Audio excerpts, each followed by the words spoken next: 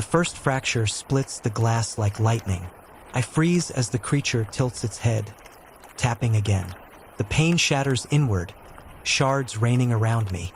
A wet, sinewy hand shoots through, grasping for my shoulder. I dive aside, rolling across the broadcast room floor. My recorder skids into the corner. Behind me, the creature hauls itself through the broken window. It's almost human, but stretched and wet with fog. Its mouth splits in two directions, revealing needle-like teeth. The hum drowns out my heartbeat. Every nerve in my body vibrates with the frequency. I lunge for the door, fling it open, and sprint down the hall. Behind me, the thing scrapes along the walls, fingers leaving grooves in the plaster. The stairwell looms. I jump flights 3 at a time. I hear the windows below break as more creatures flood into the building. Their combined hum is unbearable, like 1,000 voices chanting behind my eyes. I burst out onto the roof. The city below is half fog, half empty street. I can see movement in the mist, people shuffling as one, converging on the station. A helicopter appears far off, but then drifts away, almost as if the pilot refuses to approach. The roof door slams open behind me. Footsteps. The hum swells. I run to the edge, no plan in mind. Then a wet hand grips my ankle.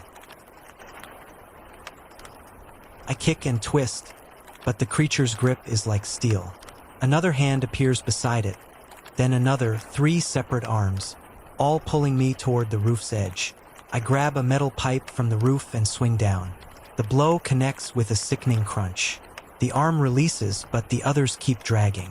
Suddenly, an air horn blares from the street below. A resistance truck screeches into view, its mounted speakers blasting static-laced tones.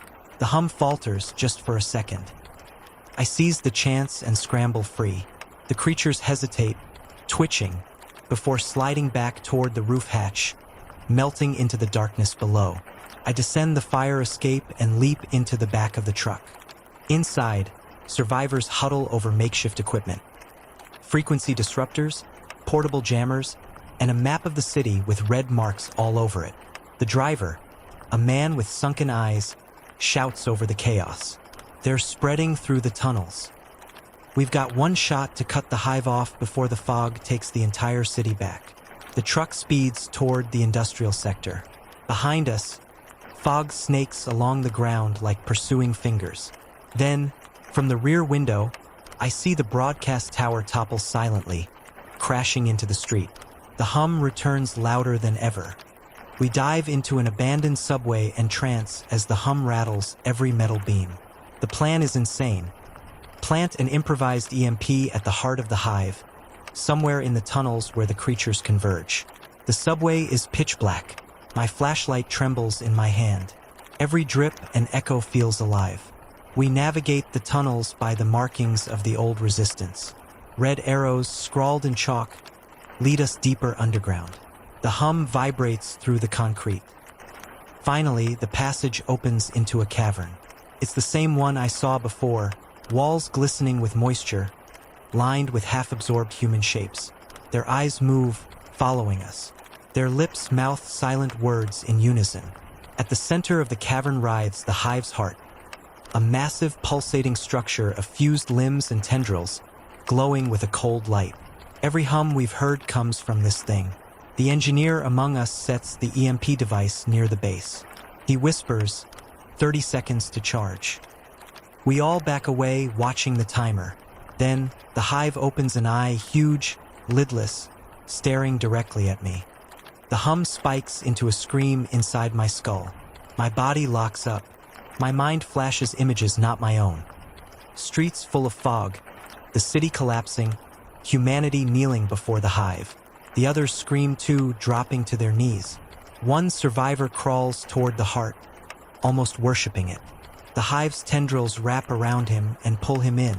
10 seconds, the engineer shouts, holding the trigger with shaking hands. The hive suddenly retracts, tendrils slamming into the walls. Fog pours in from every tunnel at once.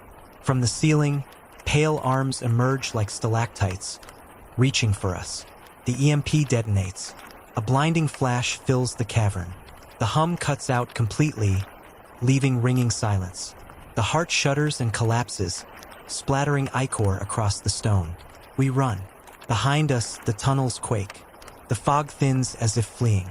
We reach the street. Daylight pours in. For the first time in weeks, the city sky is clear. But the silence isn't relief, it's unnatural. Then, faintly, from the sewers below, a single hum begins again. We regroup in the resistance hideout. Half our team is gone. The survivors stare at the floor, trembling. On a radio, a voice comes through. This is outside command. The city appears stabilized. Preparing entry. I grab the radio. No. It's not over. They're still here. We didn't destroy it, we only slowed it down. As if to prove my point, a long, low hum rises from beneath the city. Windows rattle. Lights flicker. The engineer drops his tools. That wasn't the main hive. That was a node. They're using the whole city as a host. Everyone freezes. A distant scream echoes outside. We rush to the window. Citizens we thought were free begin to jerk and twist, their heads tilting as one. The hum swells until it feels like the air itself is shaking. The street below floods with fog. Figures emerge, hundreds of them, all moving in sync. Then, from the far end of the block, a new shape rises. A towering silhouette with dozens of arms, eyes glowing like embers. His voice vibrates inside my chest. Join us. The city was only the beginning. The walls of the hideout tremble. Plaster falls from the ceiling. The engineer fumbles with a second EMP, but the device sparks and dies in his hands. I back away from the window, heart pounding. My recorder in my pocket starts to hum. A voice leaks from it. My own voice, whispering, "You were always ours." The building shakes. The final thing I see before the fog crashes through the window is a forest of pale arms reaching for me from every direction. And then only the hum.